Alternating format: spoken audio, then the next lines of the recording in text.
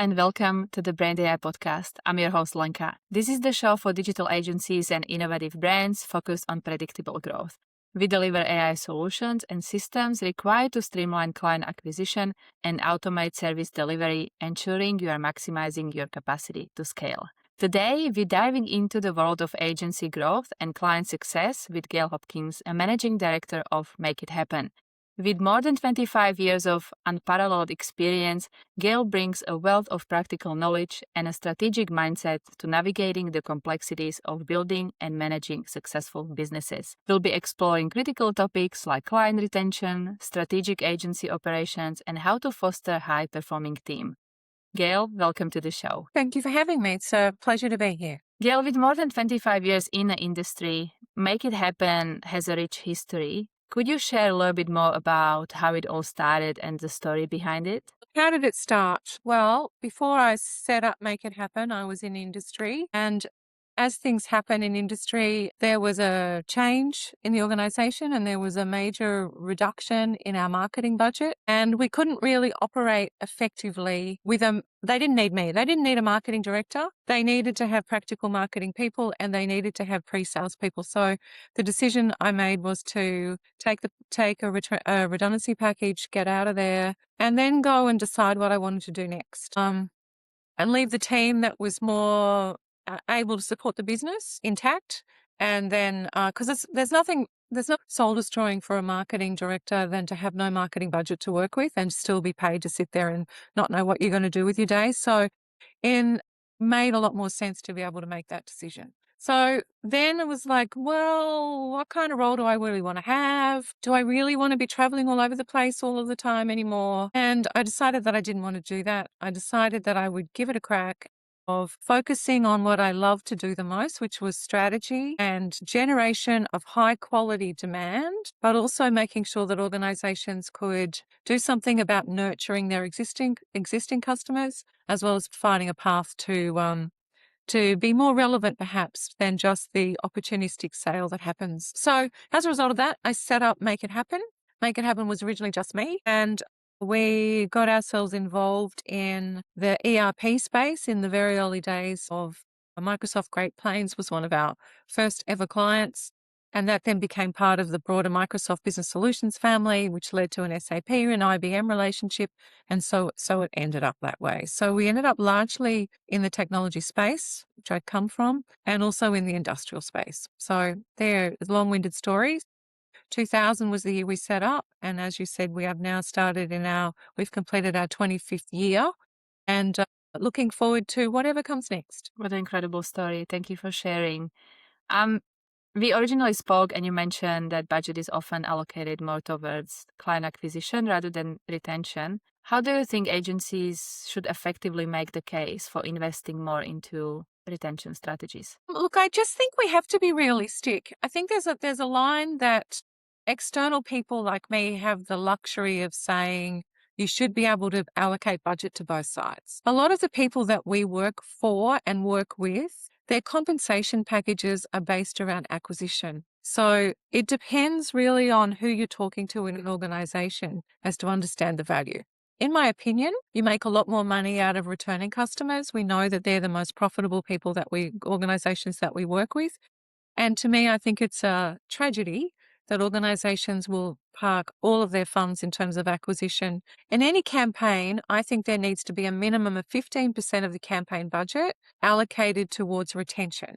So offering existing clients communication that's potentially they would be excluded from in a campaign. If you're making I think one of my great bugbears is organizations that have you as a long-term customer, then go to the market with acquisition, but provide nothing for the existing loyal customers. So it happens more in the B2C space, but I think, making sure that there is a mutual respect between those who are your customers, who have the capacity to choose not to be your customers, you need to make some investment in, if that makes sense. Given your extensive experience in B2B and nonprofit space too, what do you believe is the most overlooked aspect of, again, client retention for those agencies? I think one of the things that most organizations really struggle with is really bad data management. the quality of the data, the understanding of where did that customer come from, why did they get engaged with us in the first place, what areas of interest do they have, how do I make sure that I'm communicating with them on topics that interest them. All of those things, I think, get lost in the wash. They often, depending on the organisation, the size of the organisation, a lot of that intellectual property stays within the contact who manages the client and doesn't get rolled back up into any other systems. Partly that's because they want to protect their own space and their own contacts, but partly because they don't really see it as being this critical element that it actually is, right? So in a not-for-profit space, there's a difference between the way that organizations manage donors and the way they manage other relevant stakeholders.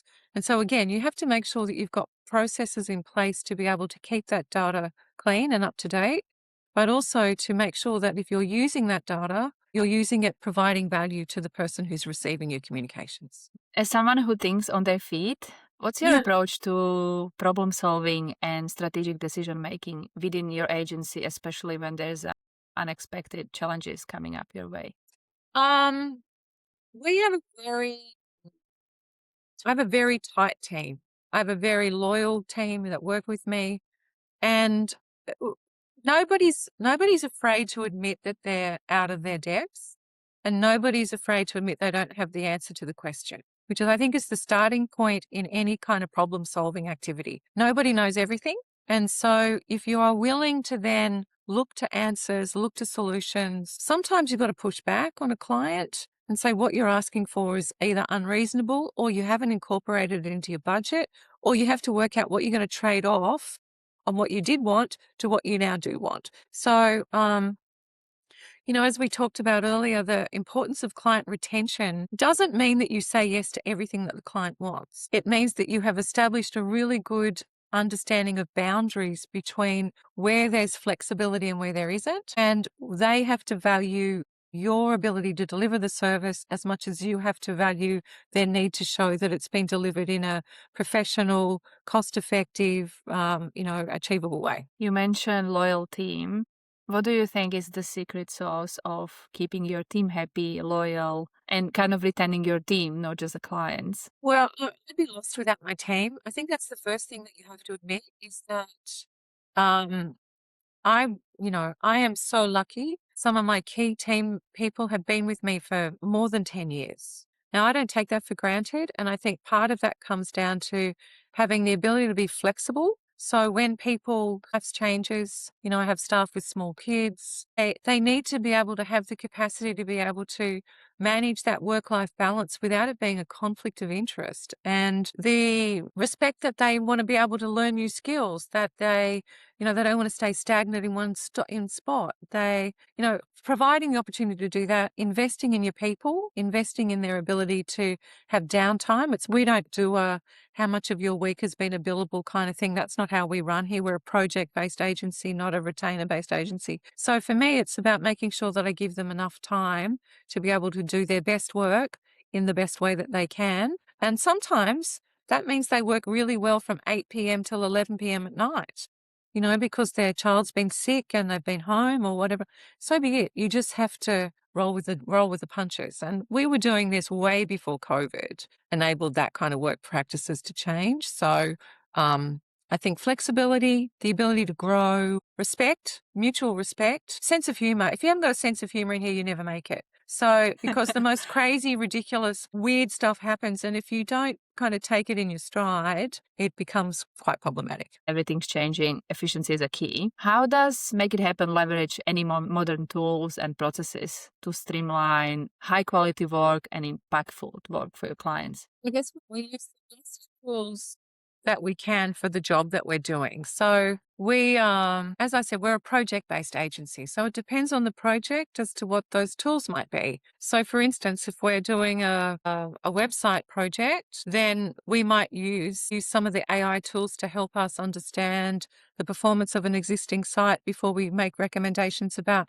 how we would make changes to that. If we're doing a big website audits or something for a client who are looking to make changes, So we use the tools we need. If we need to come up with some ideation around copy and things like that, we might use ChatGPT or Gemini AI or Copilot, whatever it is that I guess we need to use, we'll use. We're not against AI tools, but we're also very strongly in the view of if you're going to use AI to come up with base level content, make sure that you add your authenticity and genuine kind of uniqueness to that content. Otherwise, beige will be beige. You will be the same as everybody else who's using the same prompts. So I think with any other tool that we've ever had across all of the generations that we've worked with tools, there's always pluses and minuses of every tool. But I think the baseline for all things is don't forget who you are, don't forget what you do, don't forget what makes you different, and make sure that that's incorporated in all of the outputs that you generate, be it as an internal marketing team or as an external agency working for a client. Do you reckon clients changing their expectations from agencies since you have all these technologies, and do they expect things quicker? Financial people within organizations to have an expectation that things will be done faster and cheaper? I think so. I think that IT people will use tools sparingly, and I'll think unless they can see it as being an agentic AI function where it's a repeatable function and it makes sense, then I think that they would kind of not too sure. From a marketing point of view, I think that earlier adopters of AI were very quick to use it as a generative AI, kind of all of the tools to produce large amounts of content really, really quickly. And obviously really, really inexpensively. But I think it's a combination of what you put in, you get out. And so I think there is some cyclical awareness of AI has a role, but it isn't the only way. And it's not necessarily the way that you're going to become a whole lot more efficient and productive in your organization unless the tasks that you want it to do are actually tasks that are repeatable tasks within the business. As I said, because we're a project-based agency, it's not such a big deal for us to be trying to do a whole lot of same for clients, whereas I know a lot of other agencies would use it for that. I mean, I see it as being a really good tool to do baseline report structures and, all of those kinds of documents, rationales for certain things. How do we present our recommendations in such a way that it's meaningful and it ties all the elements together? They're really useful AI tools. And so, I think you pick your lane and you pick your friends that you want to play with in those spaces, and make sure that you understand how to use them properly. Which often means is you're not just using the free baseline stuff. If you want to use it properly, then you have to pay for your AI tools and invest in the training on how to use them. And, I think that it'll be interesting to see where it ends up. We always adopt really quickly and it's all the latest sexy, fabulous stuff. And then it's like, how does this play in terms of how our customers or our prospects are seeing us in terms of being differentiated between us and the competitors? I don't know if that kind of is a big, round, fat answer in that, but that's And I agree. I love the part about authenticity. I think it always will be there with us, and exactly the human element that nothing changes there. And I feel that some people are forgetting that aspect is needed, and hence there's a lot of, I would say, non-high quality content out there as well. That's the why BraindAI started and why I thought that would be such a great idea, because there's so many companies that would like to embrace, but you need time, energy, and don't just go after the shiny things because something new came out, but you really need to make sure that it is integrated within your system that works for you, not against you. And depending on the organization, I mean, a lot of large organizations can't implement anything unless their IT people say they can, right? So their standard operating environment needs to be considered for those kinds of things. And so, I think that there's definitely a really good place for it. And that we do work in the not-for-profit space. We've just used a lot of AI tools to help the development of a whole lot of LMS content. So we used AI tools to do all of the audio for those. So it just makes it more efficient, makes it more cost effective. I mean, we do it as a next to nothing kind of pro bono thing for this client because we care about them so much. But I think in those days they have that's a really good use of an AI tool to deliver a strong benefit to somebody that perhaps they wouldn't have got based on the funding that they have available. For agency owners who just starting out, what's the Good. one piece of wisdom you would share about building resilient and adaptable business? Patience.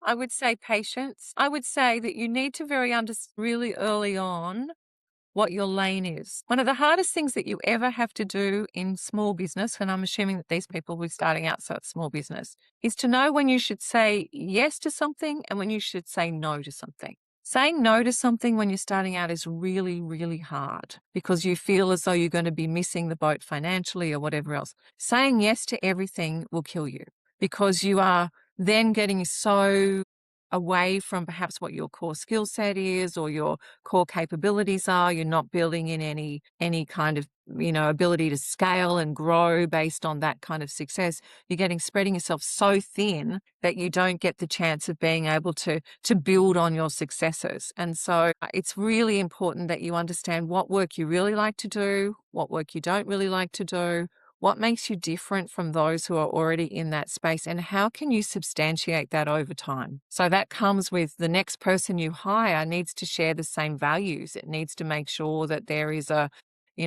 true commitment to what it is that you stand for. Because as soon as you start to have more people, you end up with a different, you dilute the culture unless you're very careful about how everybody's you don't want everybody the same. You want one outrageous person and you want somebody who says that's a stupid idea. You want all of that, but you want at the core of the culture needs to be consistent. Thank you. Lastly, what is the best way for our audience to get in touch with you or learn more about Make It Happen? Come to the website, have a little look at what we do. We haven't put everything up there because it's 25 years you'd be here all year, but certainly a way that you can have a chat to us. And just feel free to call us if you want to. We're very friendly people. We're always happy to have a chat. And there's a strategy consulting offer on our website. And if you're interested in having a quick chat about something, then we're very interested in trying to help you. Amazing. Thank you so much. All these links will be below down in the description, so don't hesitate. Go check it out.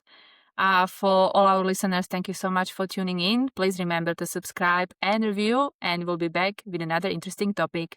Thank you, Gail.